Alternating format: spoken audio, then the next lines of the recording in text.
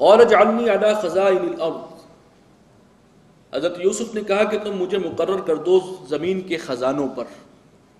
جسے آپ کہہ سکتے ہیں کہ مالیات کا شعبہ یا خوراک کا شعبہ، یہ میرے حوالے کرو، کیونکہ جو خواب کی تعبیر انہوں نے بتائی تھی اس کے بعد اس کے حساب سے اب معاملے کو لے کے چلنا، اس کے لیے بھی جو فہم و فراست درکار تھی، تو انہوں نے یہی سمجھا کہ جب مجھے یہ مقام دیا جا رہا ہے تو میں اس ذمہ داری کو سنبھالوں۔ انی حفیظ علیم،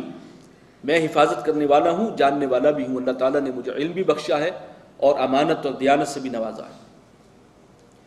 وَكَذَلِكَ مَكَّنَّا لِيُوسُفَ فِي الْأَرْضِ، اسی طرح ہم نے بااختیار بنا دیا یوسف کو زمین میں، کہاں سے اٹھا کر کہاں پہنچایا۔ يَتَبَوَّأُ مِنْهَا حَيْثُ يَشَاءُ، اور یوسف اس مصر کے علاقے میں جہاں چاہے اپنا ٹھکانہ بنائے، اب تو ان کی وہ حیثیت ہے۔ نصیب برحمتنا من نشاء، ہم اپنی رحمت سے نوازتے ہیں جس کو چاہتے ہیں۔ ولا نضيع اجر المحسنین، اور جو محسنین ہیں، اچھا کام کرنے والے ہیں، خوب کار ہیں، حسن عمل کا مظاہرہ کرنے والے ہیں، ان کے اجر کو ہم ضائع نہیں کرتے۔ ولا اجر الآخرۃ خیر للذین آمنوا وكانوا يتقون، ہاں جو آخرت کا اجر ہے وہ بہت بہترین ہے ان لوگوں کے لیے جو ایمان لائیں اور جو تقوی پر قائم رہیں۔ وجاء اخوۃ یوسف، اب یہ پھر اگلی آیات جو ہیں وہ ایک نیا سین ہے۔ وہ 7 برس گزر چکے ہیں جن میں خوب کھیتی باڑی ہوئی، بڑی فصل اچھی ہوئی اور ایکسس جو ہے غلہ حاصل ہوا اور وہ انہوں نے سنبھال کے رکھا۔ اب 7 برس وہ شروع ہو گئے جو قحط کے ہیں۔ اب آس پاس سے بھی دور دور خبریں پہنچی ہیں کہ مصر میں جو ہے کوئی ایک شخص ہے جس کے ہاتھ میں انتظام ہے اور وہ ضرورت مندوں کو دیتا بھی ہے اور وہاں سے غلہ ملتا ہے۔ اور اب وہ بھائی جو ہیں وہ کنعان میں بیٹھے ہوئے کئی 100 میل کے فاصلے پر، وہ بھی یہ شہرت سن کر پہنچے اور غلہ حاصل کرنے کے لیے مصر میں۔ وجاء اخوۃ یوسف، یوسف کے بھائی جو ہیں اب پہنچ گئے۔ فدخلوا علیہ، اور وہ یوسف کے پاس ان کے دربار میں داخل ہوئے۔ فعرفہم وہم لہ منکرون، حضرت یوسف نے پہچان لیا، ماشاءاللہ 10 اکٹھے آئے تو انہیں دیر نہیں لگی پہچاننے میں، اور انہیں وہ نہیں پہچان سکے، ان کے سان گمان میں بھی نہیں تھا کہ یہ وہ بچہ جسے ہم نے ڈالا تھا وہ اس مقام پر فائز ہو سکتا۔ وَلَمَّا جَهَّزَهُم بِجَهَازِهِمْ قَالَ ائْتُونِي بِأَخٍ لَكُم مِّنْ أَبِيكُمْ، اور جب حضرت یوسف نے ان کا سامان تیار کر دیا، یعنی وہ غلہ جو ہے وہ لاد دیا گیا اونٹوں پر اور قافلہ اب چلنے کے لیے واپسی کے لیے تیار ہے، تو انہوں نے کہا قَالَ ائْتُونِي بِأَخٍ لَكُم مِّنْ أَبِيكُمْ، اپنے بھائیوں سے کہا کہ اب تم آئندہ آؤ گے تو میرے پاس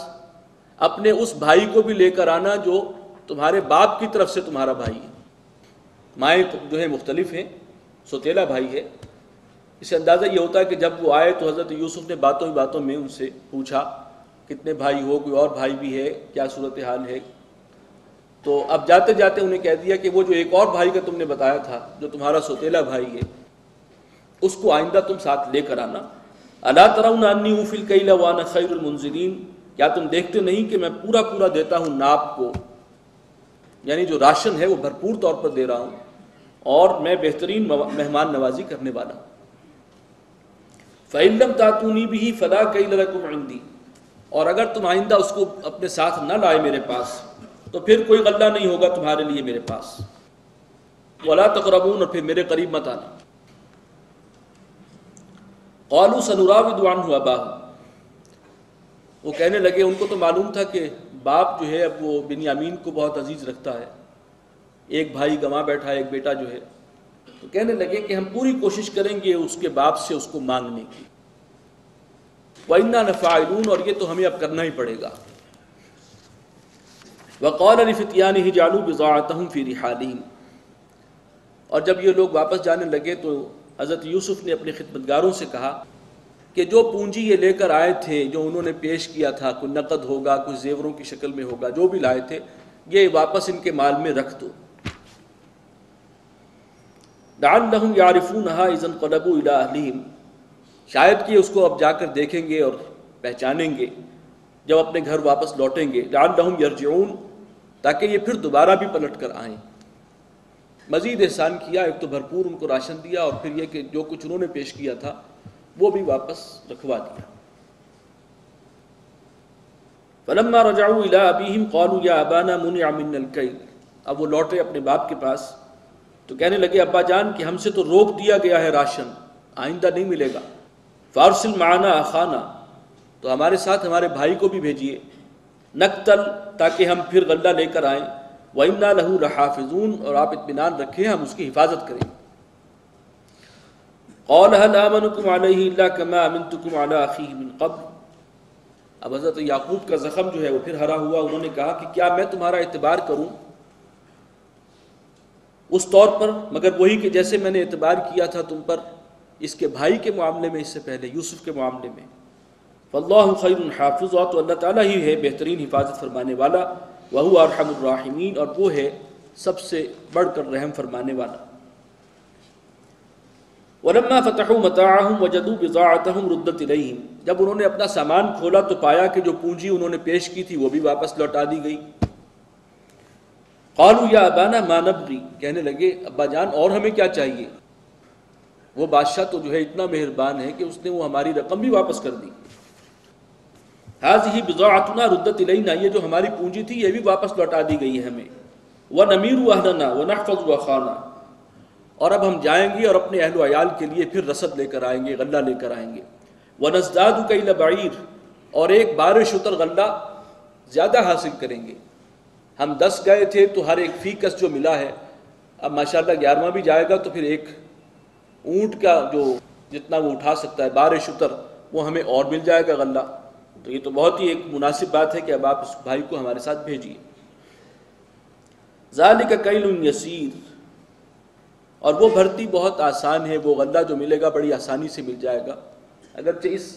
آیت کے ٹکڑے کے 2 اعتبارات سے عام طور پر اس کا ترجمہ کیا گیا، ایک تو یہ ہے کہ بھائی بھی ساتھ جائے گا تو ایک بڑی آسانی سے ہمیں فی کس جو ملا ہے اس میں ایک نگ کا اضافہ ہو جائے گا، ایک اونٹ کا بوجھ ہمیں اور مل جائے گا غلے کی شکل میں۔ اور ایک یہ بات ہے کہ ذالک کیل یسیر، کہ یہ جو ہم لے کر آئے ہیں بہرحال یہ بھی ہلکا ہے، تھوڑا ہے، یعنی کتنی عرصہ چلے گا، پھر جانا ہمیں پڑے گا، اور ہم ان سے وعدہ کر کے آئے ہیں تو بھائی کو تو ہمیں لے جانا ہی ہوگا۔ قال لن ارسلہ معکم، انہوں نے پہلے تو صاف انکار کر دیا، میں ہرگز نہیں بھیجوں گا اسے تمہارے ساتھ،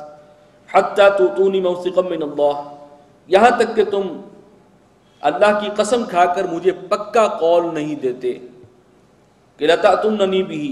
کہ تم لازماً اس کو واپس مجھ تک پہنچاؤ گے، الا ان یحاط بکم، سوائے اس کے کہ تم سارے ہی کہیں گھیر لیے جاؤ، سب کے سب کہیں پھنس جاؤ تو اور بات ہے، یہ نہ ہو کہ پہلے کی طرح وہ یوسف جو ہے اس کو تو تم نے کہا بھیڑیا کھا گیا اور خود صحیح سلامت واپس آ گئے۔ اب یہ کہ سب کے سب کہیں گھر جاؤ تو اور بات ہے، لیکن اگر تم واپس آؤ گے تو بھائی کے ساتھ لے کر آؤ گے، ایسے نہیں۔